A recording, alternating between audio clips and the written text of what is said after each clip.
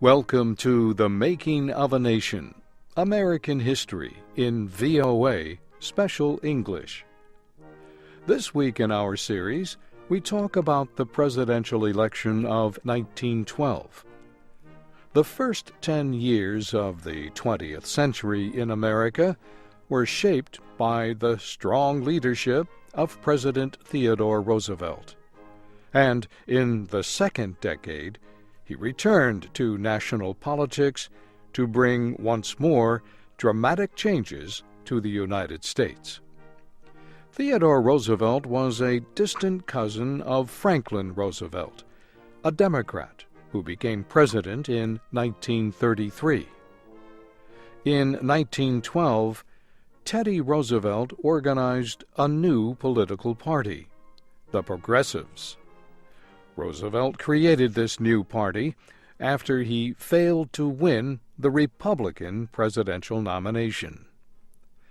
The Republican Convention of 1912 had been controlled by conservative supporters of President William Howard Taft, and, as we hear now from Leo Scully and Morris Joyce, the party nominated Taft for 4 more years in the White House.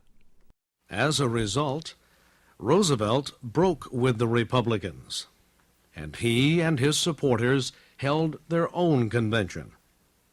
They formed the Progressive Party and approved a platform that promised reforms. These reforms were proposed to make the government serve the people and carry out more fully their desire for social progress. The Democratic Party also nominated a candidate who supported progressive ideas. The Democrats chose Governor Woodrow Wilson of New Jersey, a former president of Princeton University. So, for the first time in many years, there were 3 major candidates for president. Wilson clearly had the best chance to win. He had the support of almost all the Democrats. The Republicans, however, were split. Some supported Taft, the others were for Roosevelt.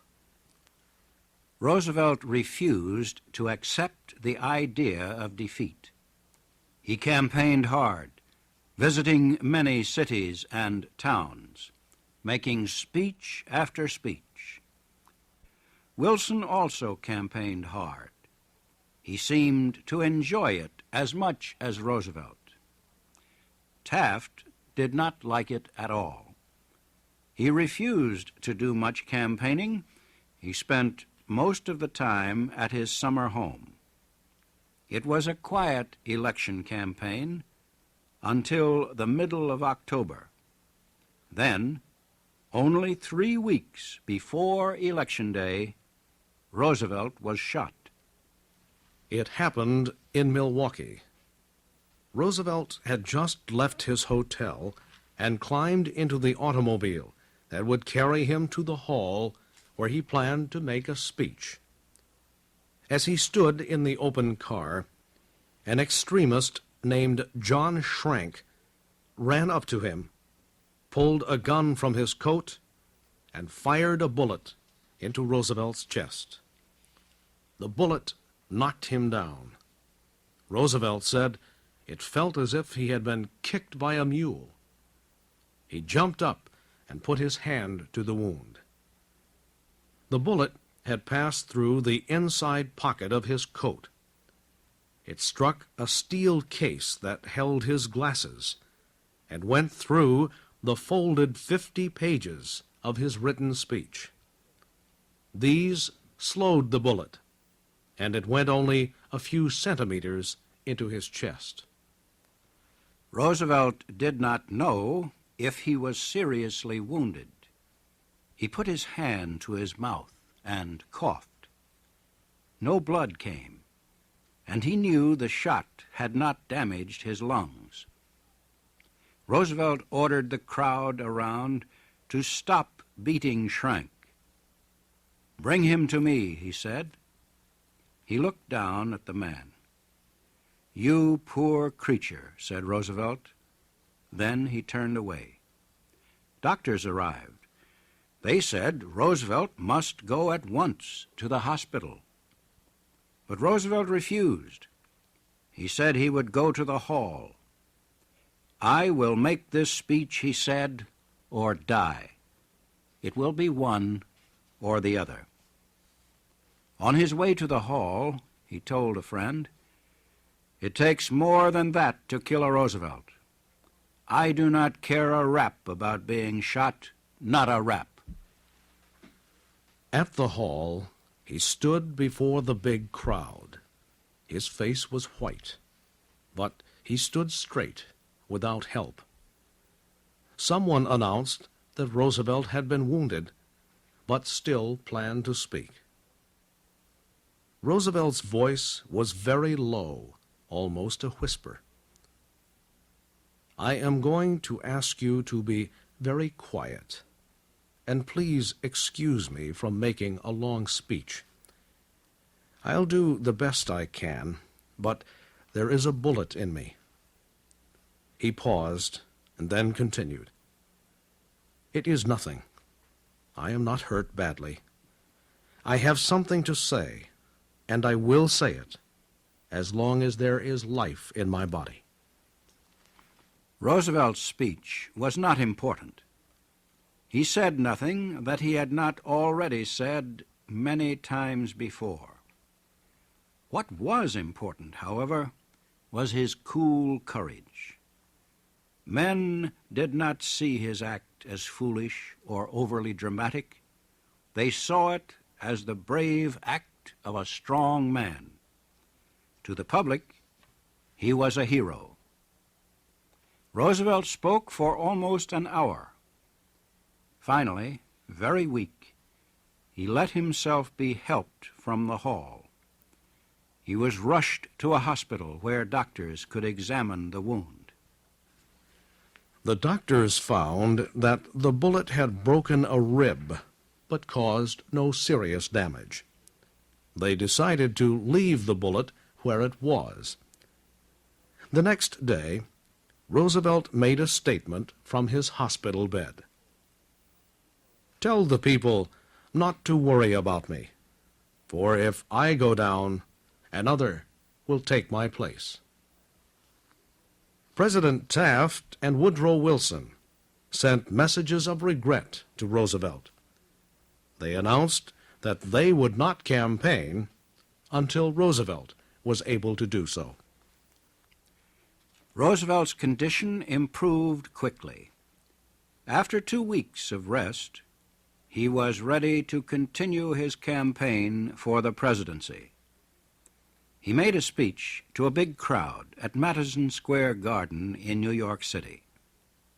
Everyone was surprised to see how strong and healthy he seemed. Wilson ended his campaign in New York City the next day. He told a cheering crowd of Democrats, "What the Democratic Party proposes to do is to go into power and do the things that the Republican Party has been talking about for 16 years. On November 5th, the people voted. The winner was Woodrow Wilson. He received more than 6 million votes. Roosevelt was second with 4 million. Taft received only about 3.5 million. Wilson's victory was even greater in the electoral vote. He got 435.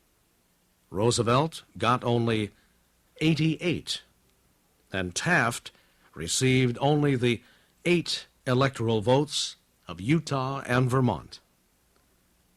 The Democrats won not only the White House, but also control of Congress, and a number of Democratic governors were elected in states formerly controlled by Republicans. The 1912 campaign ended public life for Theodore Roosevelt.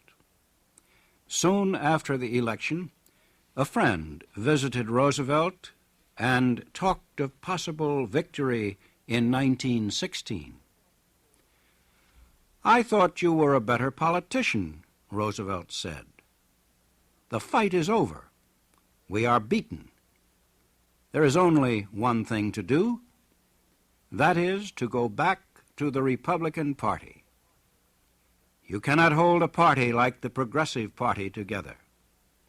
There are no loaves and fishes, no financial support." War was soon to break out in Europe. The United States would enter the struggle in 1917. As always, Roosevelt was ready to join in a fight. He asked for permission to organize an American force and lead it into battle in France. President Wilson, however, turned down the request. Roosevelt was sure that it was a political decision. He never forgave Wilson for keeping him out of the war. Although Roosevelt himself could not fight, 4 of his sons went into battle. One, his youngest son Quentin, did not return. And when he received news of his son's death, Roosevelt wrote these words to honor him. "Only those are fit to live who do not fear to die. And none are fit to die who have shrunk from the joy of life. Both life and death are parts of the same great adventure. All of us who give service and stand ready for sacrifice are torchbearers.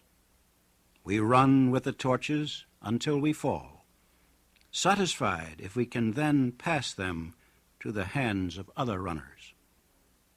The torches whose flame is brightest are carried by the brave men on the battlefield and by the brave women whose husbands, lovers, sons, and brothers struggle there. These are the torchbearers. These are they who have dared the great adventure." Roosevelt's own great adventure was itself coming to an end. He suffered from painful attacks of inflammatory rheumatism and from a serious ear infection. He had difficulty in hearing and could not walk. But the old man was still cheerful. He spent his 60th birthday in the hospital, and to his family and friends he said, "I am ahead of the game. Nobody ever packed more kinds of fun and interest into 60 years." Death came to Roosevelt as he slept on the night of January 6th, 1919. Said Vice President Thomas Marshall, "Death had to take him sleeping, for if Roosevelt had been awake, there would have been a fight."